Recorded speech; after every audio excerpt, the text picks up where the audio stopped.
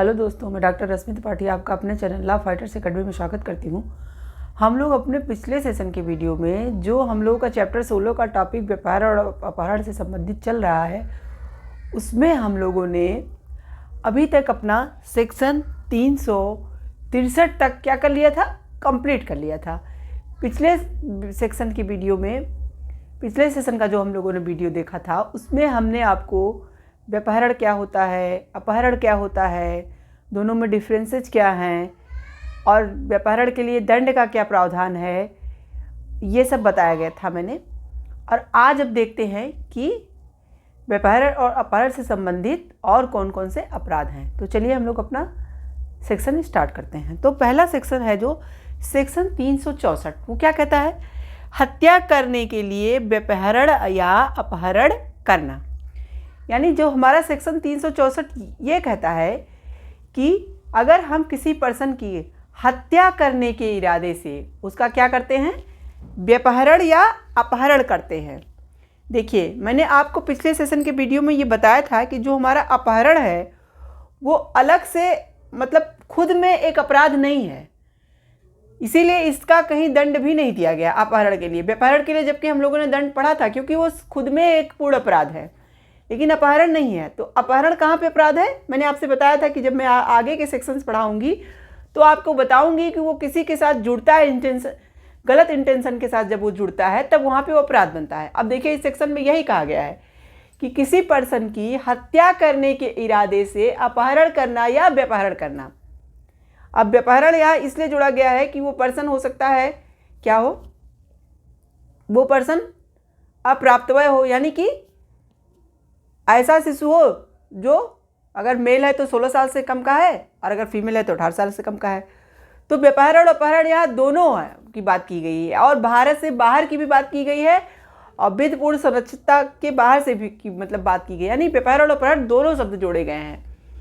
तो ये इस सेक्शन का कहने का मतलब ये है कि अगर किसी पर्सन को जब आप किडनैप करते हो या फिर एब्डक्शन करते हो, यानी उसका अपहरण करते हो, व्यापहरण करते हो, जो भी करते हो, लेकिन आपका इंटेंशन क्या है, उसकी हत्या कारित करना, तो ये सेक्शन 364 वहाँ पे क्या दंड का प्रावधान होगा ये बताता है कि तो आप जो अब ये अपराध कर रहे हो उसकी सज़ा कितनी होगी ये बताता है।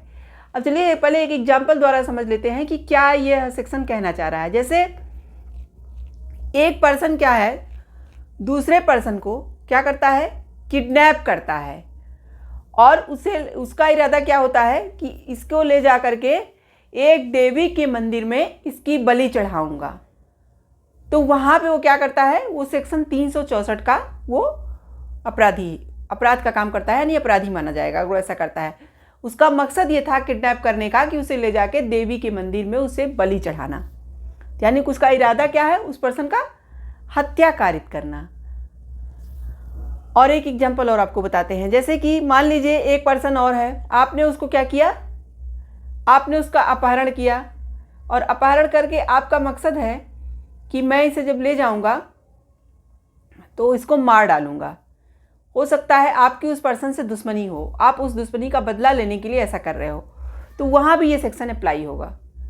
तो ये सेक्शन यही कहना चाह रहा है कि जब व्यक्ति का इरादा ऐसा हो, किडनैपिंग या एब्डक्शन जो भी हम करें, कि वो पर्सन को ले जाके उसकी हत्या करने का उसकी साजिश हो, तो वहाँ पे ये सेक्शन अप्लाई होगा। और चलिए हम देखते हैं अब इस सेक्शन में सज़ा का क्या प्रावधान है।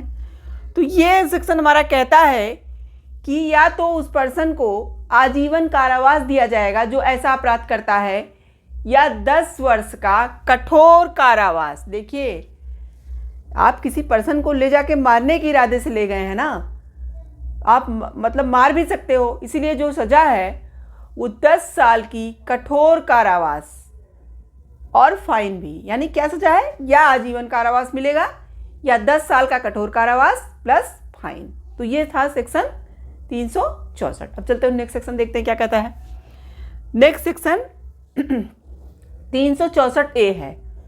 364A है ये, जो कि इसे 1993 के अमेंडमेंट द्वारा जोड़ा गया।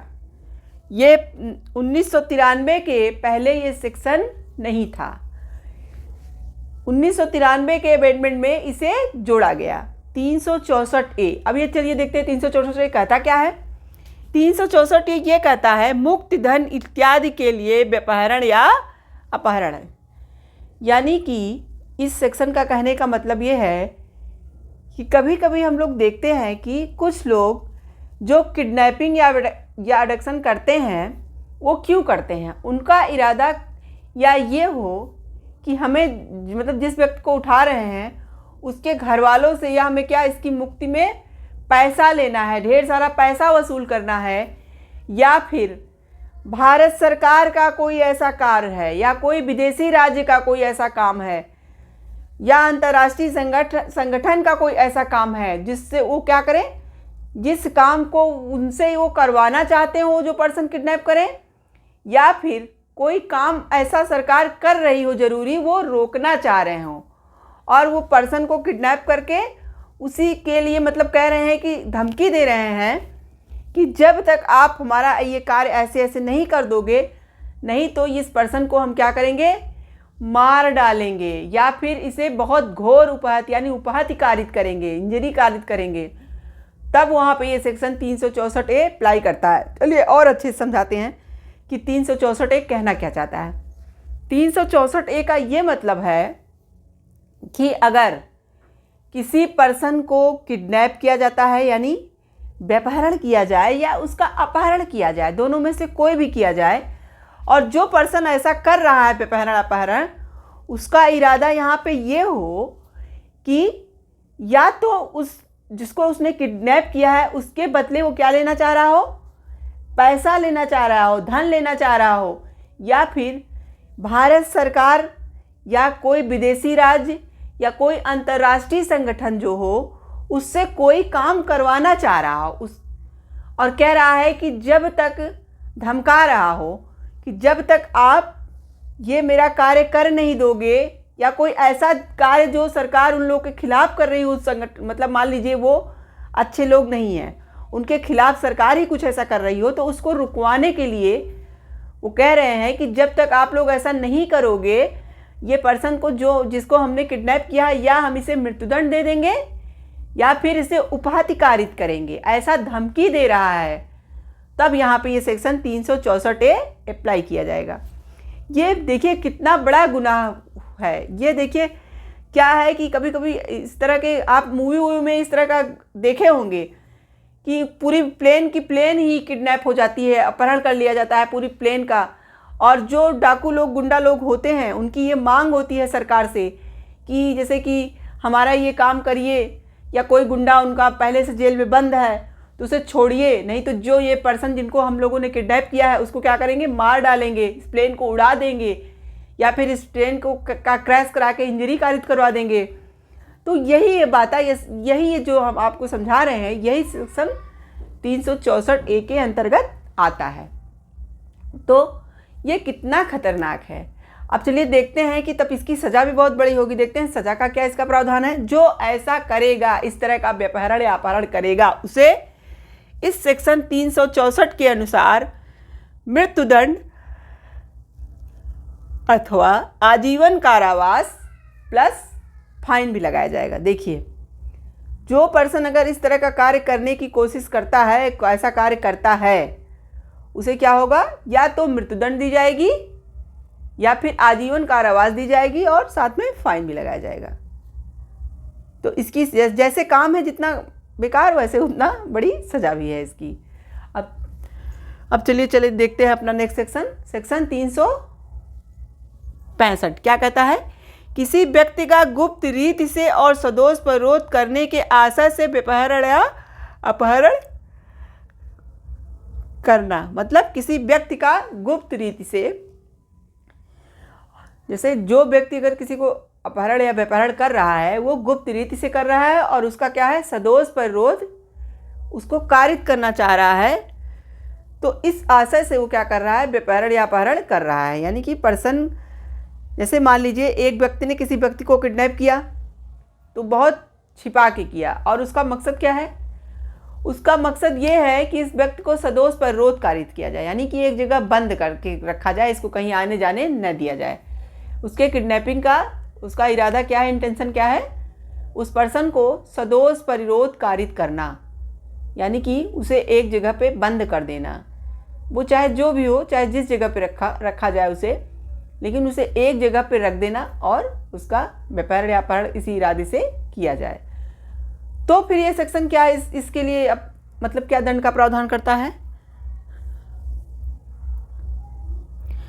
7 साल का सादा या कठोर कारावास में कोई एक और जुर्माना भी, फाइन भी लगेगा। मतलब इस सेक्शन 365 में ये कहा गया है कि अगर किसी व्यक्ति का यह इरादा है कि किसी पर्सन को जो किडनैप कर रहा है उसे गुप्त रीति से सदोष परिरोध कारित करने के लिए कर रहा है, यानी कि जो सदोष परिरोध वो किडनैपिंग करके या अपहरण करके करेगा, उस सदोष परिरोध का पता किसी को भी ना चले। अब सदोष परिरोध क्या होता है इसको जानने के लिए आप मेरे चैनल पे जाइए और पिछले वीडियो में देखिए, मैंने बहुत अच्छे से सदोष परिरोध क्या होता है इसका एक्सप्लेन किया हुआ है। फिर भी मोटे तौर पे आपको समझा दूं कि जब किसी पर्सन को किसी भी ऐसी जगह रख दिया जाता है जहां से वो कहीं आ जा ना सके, तो उसे सदोष परिरोध कहेंगे।